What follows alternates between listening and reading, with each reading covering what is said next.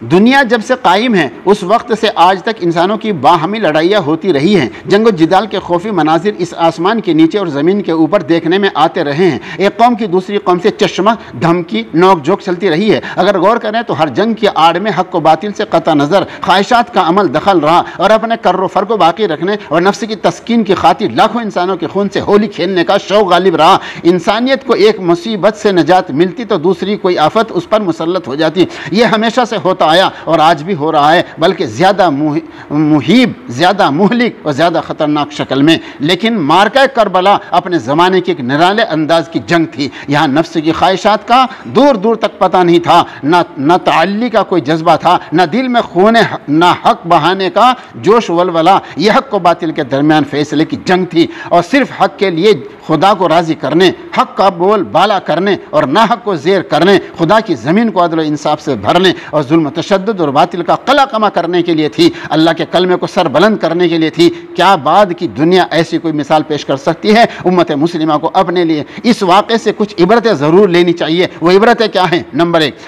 मार्का Karbala का सबसे पहला सबक यह है कि कहीं भी हक व बातिल का टकराव हो तो हक का साथ देने में दरेग ना करो। अपना ही नहीं, खा अजीज़ व अकारीब की भी जानो माल और घर बार क्यों ना लुट जाए। इस वाक़े का सबसे इबरत अंगेज़ पहलू यह है कि ज़ालिम जाबिर हुक्मरानों, खुद साख्ता आमिरों, हाकिमों के सामने हक बात कहो। शमशीर का खून खौफ दिल से निकाल दो और ये सोचो कि मालिक हक़ीक़ी के सामने जवाब देना है। जब दीन मतीन की कश्ती हचकोले खा रही हो तो फ़र्ज हो जाता है कि इसको साहिल से हम किनार करो, चाहे तुम्हारी ज़िंदगी ख़तरे में पड़ जाए। हज़रत हुसैन रज़ियल्लाहु अन्हु के नाना जान अलैहिस्सलातु वस्सलाम ने फरमाया था कि अफजल तरीन जिहाद ये है कि ज़ालिम फरमा रवा के रूबरू भी हक बात बगैर किसी मसलहत अंदेशी के साफ साफ कह दी जाए। बातिल से सफाराई का ये वतीरा अगर उम्मत ने सीख लिया तो बहुत कुछ सीख लिया, फिर वो बातिल ताकतों को कभी खातिर में नहीं लाएगी इंशाअल्लाह। और दुश्मन की तरफ से गिरने वाली बिजलियों से भी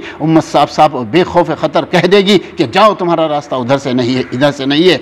नंबर 2, इस वाक़े का एक और अजीब पहलू भी था। एक तरफ इक़्तिदार, फ़ौज, साजो सामान, असबाब जंग की फरावानी, शाहाना कर्रो फर, आमिराना शान, शौकत ख़दम हशम सब कुछ था। और दूसरी जानिब नशे तौहीद से मतवाला 72 नफूस को साथ लेकर निबरत आजमाई के लिए निकल पड़ा। साथ में कुछ नहीं था, लेकिन कुछ न होते हुए भी वो गदा बोरिया नशीनों के दिलों पर हुक्मरानी करने वाला रहम दिल शहनशाह था। उसके पास इक़्तिदार नहीं था, फ़ौज नहीं थी, आलात हर्ब व जंग नहीं थे, मगर खुदा की गैबी मदद पर आपको पूरा यकीन था और आपका तमाम तर भरोसा उसी ज़ात वाहिद पर था। फ़तह शिकस्त और मौत व हयात की दोनों सूरतों में इस्लाम का बोलबाला होने वाला और यही आपका मकसद था और यही मंशा खुदाबंदी भी था। आखिर का नशिस्ते तकदीर गालिब रहा और आपके साथ कितने छोटे बड़े अहले बैत जामे शहादत नोश फरमाकर जहां अपनी आखिरत बना गए, वहीं दुनिया को बातिल के सामने सर न झुकाने का सबक भी दे गए। आपने जान देकर इस्लाम को जिंदा कर दिया और यजीद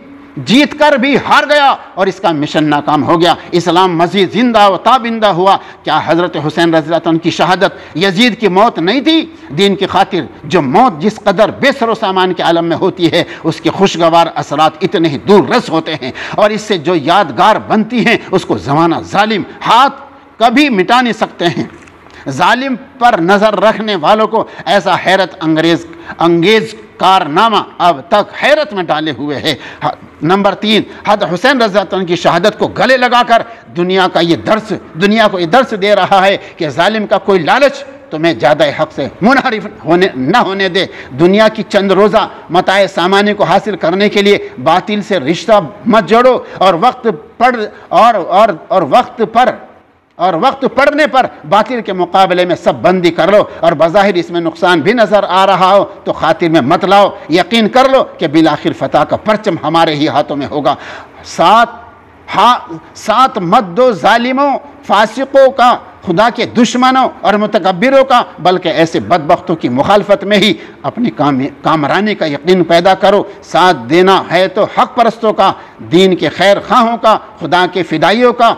आज नहीं तो कल दुनिया की तमाम कामयाबी तुम्हारे कदम चूमेगी और दुनिया तुम्हारे नक्श कदम पर चलेगी। नंबर 4, दुनिया की यजीद से यकीनन खाली हो गई, लेकिन उसके इत्तिबा करने वाले आज सैकड़ों यजीद नज़र आ रहे हैं जिनके अज़ाइम बड़े ख़तरनाक हैं, जो इस्लाम को बुन से उखाड़ फेंकने के दर पे हैं और बातिल को शे दे रहे हैं और इख्तिदार वक्त का नापाक हाथ उनकी पुष्ट पनाही कर रहा है। उनसे बहुत होशियार रहने और धंधा शिकन जवाब देने की ज़रूरत है। इस किरदार को निभाने के लिए सोदजिया की परवाह नहीं करनी चाहिए। आमतौर पर मुसलमानों ने तारीख के किसी दौर में किया भी नहीं और आज के ईमान सोज माहौल में भी हमको यकीन है कि नहीं करेंगे। ये है शाह करबला से सच्ची अकीदत और मोहब्बत का तरीक़ा। ये है तारीख का ये अहम वाक़या एक सानिहा है, साथ साथ एक दर्स इबरत और एक नमूना भी है। इस मौके पर अहले बैत पर जो कुछ गुजरी उसको याद करो, उनकी तकलीद का अज़्म करो। उस दिन को त्यौहार मत बनाओ, मिठाई शरबत से काम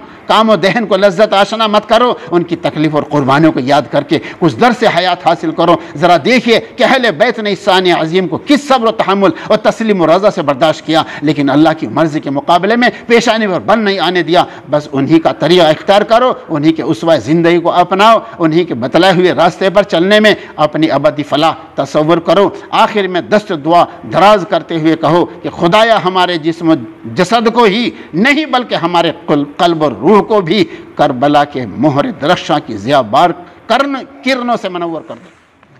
अल्हम्दुलिल्लाह रब्बिल आलमीन।